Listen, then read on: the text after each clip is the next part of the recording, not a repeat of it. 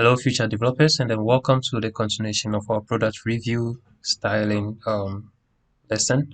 So here, this is what we were able to achieve in our previous lesson. So this is our target goal. Okay, this is what we want to do.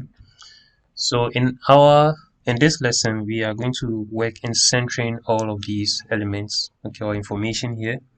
So remember, in our index.html, we have the right info, which houses our strawberry sub info. So these information, okay, including the buttons here. So you want to center all of them.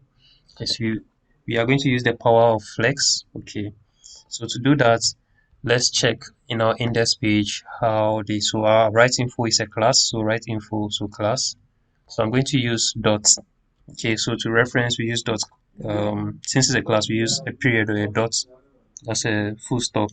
And then the name is right info underscore info. Okay, so usually it's best if you actually copy and then you paste it. Okay, just so for typo you don't get some typo error. So first we want to display flex. Okay, so this is going to help us actually use the power flex to center it. So display flex. Okay, so by default flex makes everything in a row, sets everything in a row.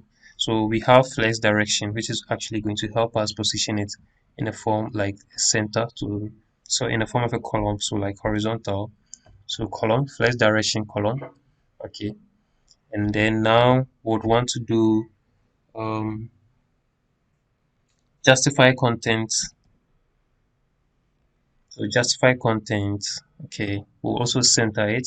So horizontal, okay, so vertical center. And then we have the align items. Okay, so align items is actually going to put it in the center, like in the actual place we want. Okay. You can see we have it centered. Let's maximize and then see. So yeah, so we have it centered now. Okay. Okay, so that's it. Thank you. In the next lesson, we'll learn to style these. Okay, text. Okay. So I'll see you in the next lesson. Thank you.